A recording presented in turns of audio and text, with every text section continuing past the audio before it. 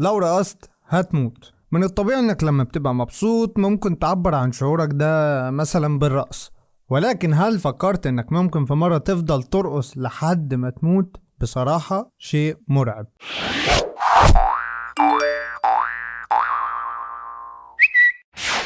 مساء الخير واهلا بيكم في تقرير جديد من ترند وتويتر. لو رقصت هتموت. ده حصل فعلا في سنة 1518 في مدينة ستراسبورغ في اقليم الالزاس اللي كان جزء من الامبراطورية الرومانية المقدسة وتقع حاليا في فرنسا.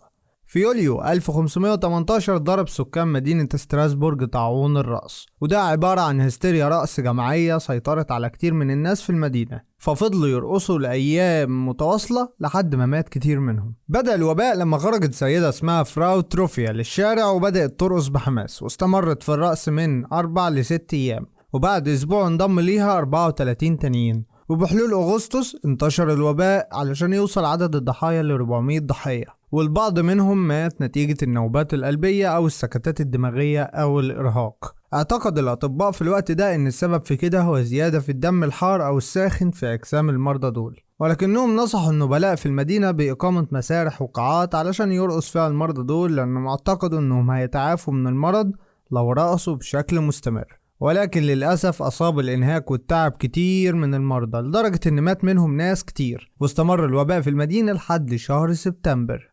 الموضوع ممكن يبان أسطورة أو خرافة، ولكن الحدث الغريب ده موثق بالفعل في السجلات التاريخية في القرن ال16. لا، ده كمان مش الحادث الوحيد الفريد من نوعه، لكن كمان ظهرت حالات مشابهة للهوس ده في سويسرا وألمانيا وهولندا ودول تانية كتير. ولكن اللي حصل في 1518 في ستراسبورغ كان الأكثر فتكا والأكثر عددا بالنسبة للمرضى. والسؤال هنا بقى، ايه اللي يخلي الناس دي ترقص لحد ما تموت؟ ده السؤال اللي حير كتير من العلماء على مر العصور، وما قدرش اي حد فيهم يفسر سبب المرض العجيب ده. لكن البعض بدأوا يفسروا الموضوع، زي مثلا القديس فيتوس، وده قديس كاثوليكي في القرن ال16، وفسر الموضوع إلى أن الوباء ده كان لعنة أصابت المدينة، وخصوصا مع وجود الأوبئة والمجاعات في الفترة دي.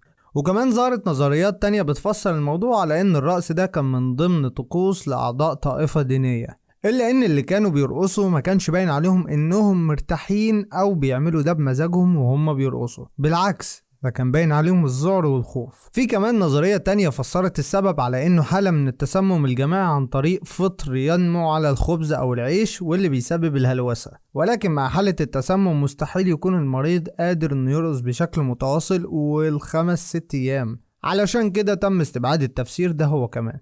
الحادثة العجيبة دي واللي أطلق عليها الناس طاعون الرأس أو داء الرأس ما قدرش حد يفسرها خالص لحد دلوقتي، بل ظلت حبيسة في كتب التاريخ ولغز محير لأكبر العقول العلمية والطبية. فيا ترى هل هنوصل في يوم من الأيام لسبب الهوس القاتل ده، ولا هتفضل ضمن ملفات التاريخ المحيرة والمجهولة؟ أدينا مستنيين.